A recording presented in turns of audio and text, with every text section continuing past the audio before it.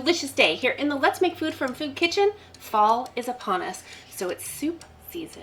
Oh yeah, we're gonna make some butternut squash soup, but not just any butternut squash soup. We're gonna roast it. We're gonna roast the butternut, we're gonna roast the onion, the ginger, and the garlic. It is going to be so flavorful. So get yourself a good medium-ish sized butternut squash, maybe 2-3 pounds, something like that. You need a knife, a good knife, and you're just going to trim off the ends of your squash, just the bottom part and the top right there. There you go. Okay, so I'm just gonna get those out of my way, and I want to cut it in half lengthwise. There we go. And this is what the inside of it looks like. Lots of flesh in these. All right, I have a spoon and a discard bowl, and I am just going to scrape out the seeds that are in here. And that little, I guess they call it a membrane. It's the stuff the seeds hold on to. And get all that out. And our preparation for this soup is pretty simple. Maybe 10 minutes of prep time and an hour of cooking time, and then I would say not even 5 minutes to finish it up. It is pretty quick. So it'd be a nice fall thing that you could do seed dish roll off. It'd be a nice fall dish that you could make. You could make it on the weekend and take it to work as lunch, or you could meal prep it for dinner, whatever you want to do. That part is done. I'm going to get this off to the side. Next, I want to put these on my baking dish, and I'm starting with them cut side facing upwards. I'm going to take my brush. This is avocado oil, and you're just going to brush it on generously enough so that it's well coated, but you don't want it dripping either. And that is going to help prevent it from sticking to our baking sheet. It's going to help our little bit of salt adhere to it. Both halves get the same treatment. We don't want one feeling left out. All right. There we go. That looks great. Okay, I'm not done with this, so I'm just gonna set it over here for the moment. And I'm gonna take, this is kosher salt. There's a generous tablespoon here, and I'm going to sprinkle it on, including in the little bowled out part. I've seen it done in a way where you don't cut off the tip and you roast the whole thing, and then you cut it off here and you roast that part, and this part you roast it, but you don't process it the rest of the way. You use that to serve the soup in. It's really cute and creative. I should have maybe thought about that before this very moment, because that's when I thought about it is right now. That would have been fun. Maybe next time. Maybe another recipe we'll do that with. Okay, this part's done. I'm going to turn them over. My oven is preheated to 425 degrees. I am going to put this in the oven. I have my timer set for 30 minutes, so I'm gonna set that up, and then we'll move to the next step. All right, timer's going. Next up, I am going to peel my ginger. This is about approximately-ish a 1-inch knob of ginger. And if you have a really thin knob, you can make it a little longer. Just go by your taste buds. If you like a strong ginger flavor, consider using more. I am just going to, and you can use the back of a spoon to do this too. I just prefer a peeler because I think it goes faster. And we're just removing the skin. It's pretty easy. I have a piece of foil here. I'm gonna fold it in half. And I basically wanna make something that resembles an envelope for my ginger and my 2 cloves of garlic. These are peeled, and I've removed the little ends of them. And I'm just gonna set it there, and I want to, you can drizzle it on here or you can brush it. I'm just using the brush because I already have it out and it's already got oil on it. So I'm moving the stuff over so I can just put some down on the bottom of the foil where it's going to rest. And the oil really just helps it bake evenly. And we're not putting this in yet, I'm just preparing it. And so I'm gonna set that there. And then I'm going to create a pocket, a pouch, envelope, whatever you want to call it, just like this. Then I have my onion. I'm going to take my knife and just cut my onion right in half. Now I peeled the very outer skin off of it, but there's still that thin layer to remove. We're gonna leave that on. You can see where it's kind of green right there. We're gonna leave that on for the baking process, and then we'll take it off when it's done. So at the 30-minute mark, when my timer goes off, I take that back out of the oven. I'm going to finish preparing the onion and put this on the sheet, and then it bakes for another 30 minutes. All right, 30 minutes have passed. It's time for our next step. I am going to brush a little of my avocado oil onto the open face of the onion, holding it over the bowl so it doesn't drip. Wow, I can feel the heat on my arm from this pan. Put those on here like this, and then I'm gonna take my foil wrapped ginger and garlic and plop it down next to it. I'm gonna put it back in the oven, set my timer for another 30 minutes. After I do that, I'm gonna get out my blender and set up the rest of my ingredients.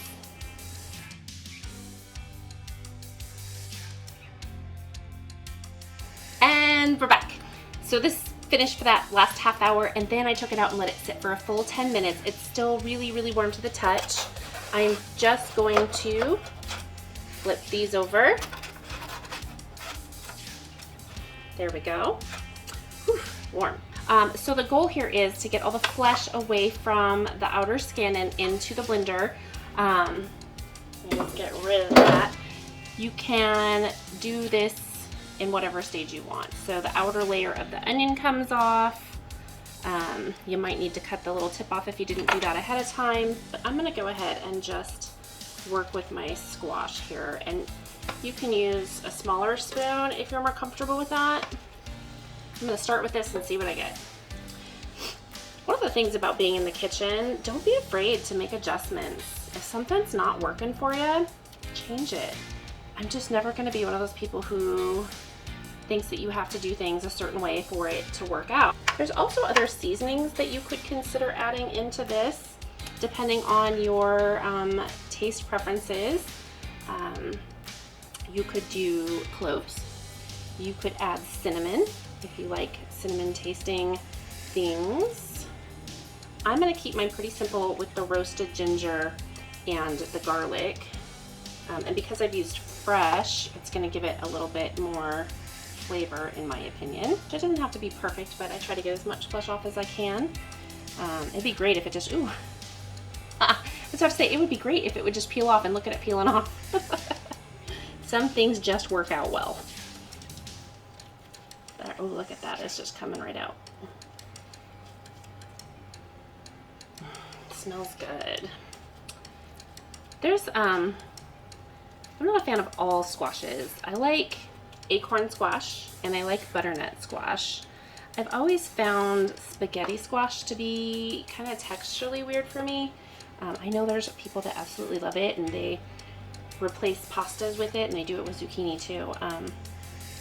This one though, I do like a butternut squash, particularly when it's roasted and gets this little bit of char on it. It's the best. Okay, I peeled off the outer layers of the onion. I still want to take this little bit of tip off, and I know I shouldn't be cutting on my baking sheet. So I'm gonna make sure my knife doesn't touch it, because we don't want to get a scratch in it. And if you get a scratch in it, then it starts to break down and your pan's ruined before you know it. So don't recommend using the knife on your baking sheet. Okay, we're just gonna put these layers in there. Your onion should be nice and soft so that it blends in well. Same thing here. I'm gonna start it and then lift for the rest of the cut to get that tip off. There we go.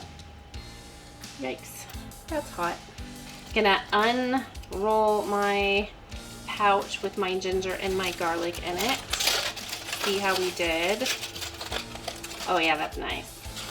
Okay, I threw the garlic in there. The ginger though is still pretty hard, and I'm gonna go ahead and chop it up some. Because I really want it to break down in this blender. Oh, see, some of it's softer. We'll be okay. I'm gonna dump that in there as well.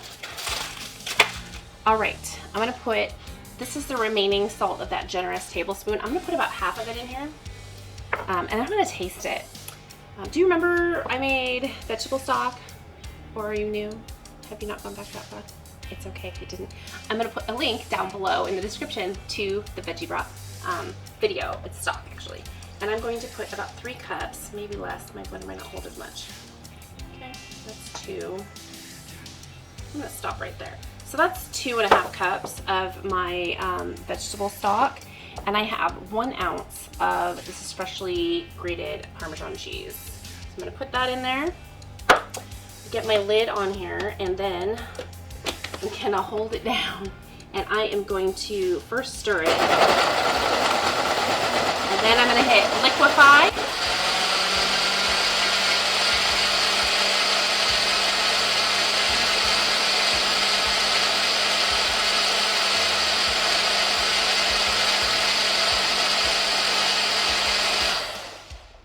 I want to take my lid off, and I'm just gonna take my little spatula here and check my consistency. And I saw some kind of chunks hanging onto the side of my blender. I'm just gonna take my finger and taste it. I'm getting some pretty strong hints of that ginger. I do need the rest of the salt for sure, so I'm gonna plop that in there. And a little bit, it's a little thick, so I'm gonna put a little more. And that's what you should do. You should start with 2.5, 3 cups, depending on what will fit in your blender, and then adjust it. You can always add more, but you can't take any away.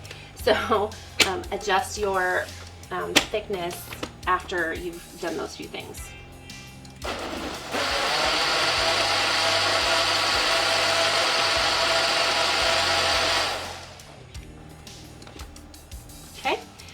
Now I am going to taste it again and see where we're at.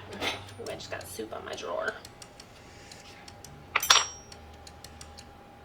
Oh, this is my house-made apple cider vinegar, and of course I will put the link to that video down in the description as well.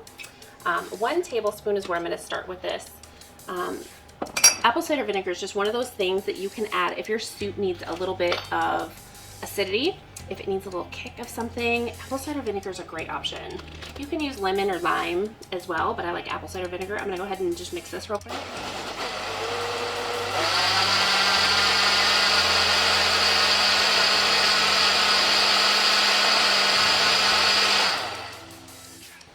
There we go. And we're gonna taste it again. That did it. That's what it needed, was just that little bit. You could add more if you wanted to, but I think this is good. And I like the consistency of this in terms of the thickness. Let me clear some stuff out of the way. And then when I pour it into the bowl, you'll see where my consistency is. Okay, if you're gonna eat this right away, it's still hot enough to consume. You can also put it in a pan and, yummy. You can put it in a pan and heat it up a little bit more. Now it's time for optional toppings. This is heavy cream, and it is completely up to you. It is something that can just give a little bit of style and depth to your soup. And just drizzling a little bit of it on, and that's what that looks like, okay? You could stir it in just a little bit to give it a smoother. You could leave it just like that. If you pour it directly from the container, you might have a little more control on the stream and the dribbles. Then I do fresh cracked pepper. Okay, just a little bit on top. I'm gonna do all the toppings. The only one I didn't do is a nut. Some people put nuts like Preheat does, which is roasted pumpkin seeds, or crushed walnuts. Just a little bit of texture that it adds, and I'm just adding a little bit of my Parmesan cheese to the top, and a little bit of parsley to give it some color. And there it is. This is the butternut squash soup. Anywho, so what do you do with all of this leftovers if it's just you who eats it? Because in my house, it's just me who eats it. Give it to your friends, give it to your mom. My mom. Or you could store it in a jar in the fridge. You could freeze it for a couple of months and keep in the freezer for a couple of months. You could make your portion sizes, especially if you're meal prepping. Get your meal prep containers and put it in your meal prep containers. Leave a little bit of space for expansion for when it freezes, and then just grab them out of the freezer and take them to work. Then you don't even need ice packs to keep it cool. It'll thaw throughout the day a little bit, and then when you heat it up at work, you're all set. You just need some toppings and off you go. Maybe some crackers or crusty bread, a nice sourdough. Ooh, that sounds good, a nice sourdough bread. A link to that will be down below. Should have made some to go with this now that I'm thinking about it. Anyway, there's my tips and tricks for the day. I hope you've enjoyed today's video and decide to make this recipe. From my kitchen to yours, let's make food from food. That's one boy puppy. This is such a nice, hearty fall. Read a book on the couch, have a nice warm bowl of soup and a hot cup of tea kind of thing. I don't recommend holding the book, the tea, and the soup, though at the same time you might spill and burn yourself, plus then your book gets ruined.